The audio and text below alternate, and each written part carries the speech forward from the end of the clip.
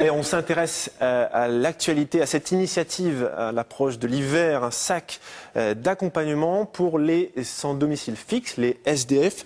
Je vais vous montrer l'un d'entre eux, parce qu'il y en a plusieurs en fait. Ça, c'est pour les animaux de compagnie. Une initiative du groupe de secours catastrophe français. Son président, Thierry Velu, est avec nous. Bonjour. Bonjour. Alors, c'est quoi juste ce sac? Alors, ce sac est un sac d'accompagnement pour les personnes qui vivent dans le froid notamment. Et je vais me permettre de vous le faire voir. On va regarder ce qu'il y a dedans, à l'intérieur. Donc c'est un sac qui est quand même assez conséquent. On y trouve plein de choses. Voilà, on y trouve un duvet, ce qui est primordial, avec une température qui avoisine les moins 10 degrés pour la personne. Différents accessoires, kit d'hygiène qui est là, kit de soins, mais également des choses indispensables comme la gourde isotherme pour les boissons chaudes, un transistor dynamo lampe, plaid et de nombreux accessoires qui leur seront utiles cet hiver. Donc c'est un peu plus qu'un kit de survie.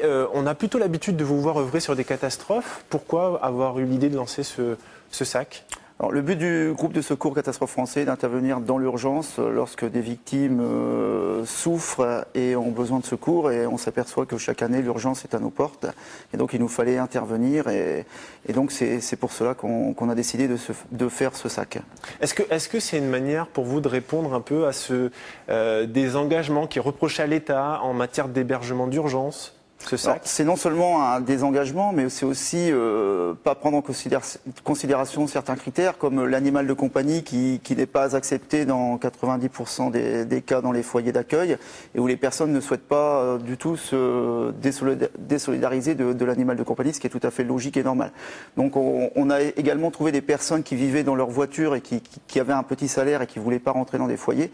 Donc c'est pas facile, et on voit très bien, plus on en rencontre, plus on s'aperçoit que c'est des personnes qui veulent s'en sortir, mais ils n'ont pas trop d'aide actuellement de l'État. Voilà, ce sac d'accompagnement donc qui sera distribué cet hiver. Merci Thierry Velu. Merci. On continue de parler de ces hommes et de ces femmes au service de la population. On parle des sapeurs-pompiers, vous les connaissez bien évidemment. Les hommes du feu recrutent